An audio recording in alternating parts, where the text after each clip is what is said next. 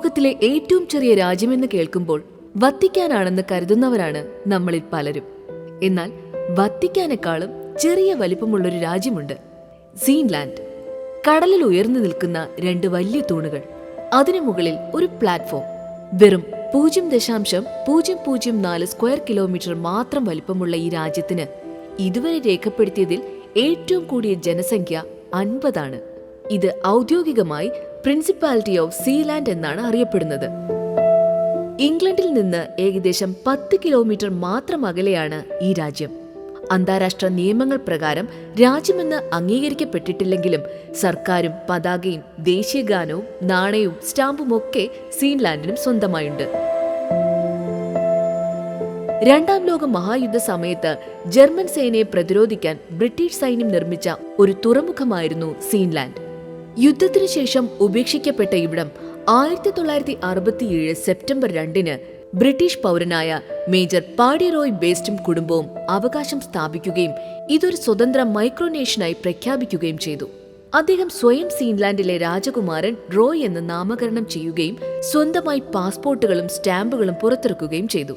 അങ്ങനെയിരിക്കെ 1968 ബ്രിട്ടീഷ് സർക്കാർ radio station പൊളിച്ചു മാറ്റാൻ ശ്രമിക്കുകയും ഇതിനെ തുടർന്ന് ബേസ്റ്റും മകൻ മൈക്കിളും പൊളിച്ചു നീക്കാനെത്തിയ തൊഴിലാളികൾക്ക് നേരെ വെടിയുതിർക്കുകയും ചെയ്തു. ബ്രിട്ടീഷ് അതിർത്തിക്ക് പുറത്തു നടന്നതിനാൽ കോടതി സീലാൻഡിനെതിരെ കേസെടുത്തിരുന്നില്ല. ഇത് സീലാൻഡിന്റെ പരമാധികാര രാജ്യപദവിയെ അനുകൂലിക്കുന്നതാണെന്ന് അന്ന് പ്രസ്താവനകളുണ്ടായി. എന്നാൽ നിയമവിദഗ്ധർ ഇതിനെ പലപ്പോഴും എതിർത്തിരുന്നു. പിന്നീട് പലപ്പോഴും ആക്രമണങ്ങൾ നേരിട്ടെങ്കിലും അതിനെയെല്ലാം സീലാൻഡ് നേരിട്ടു.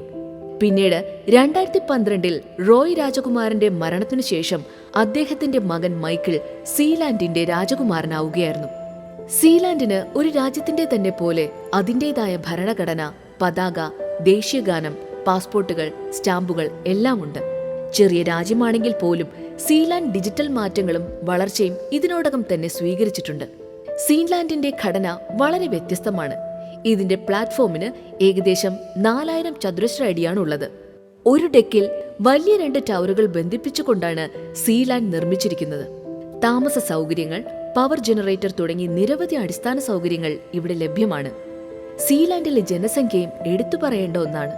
വളരെ കുറവ് ജനസംഖ്യയാണ് സീലാൻഡിലുള്ളത്. 2002 കണക്കനുസരിച്ച് 27 പേർ മാത്രമാണ് സീലാൻഡിൽ ഉണ്ടായിരുന്നത്.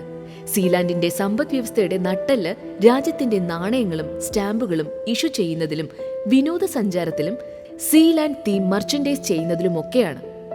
ഈ രാജ്യം കാണാനായി എത്തുന്നവർക്ക് മറ്റേത് രാജ്യത്തെയും പോലെ പല വെരിഫിക്കേഷനിലൂടെയും കടന്നു പോകേണ്ടി വരും.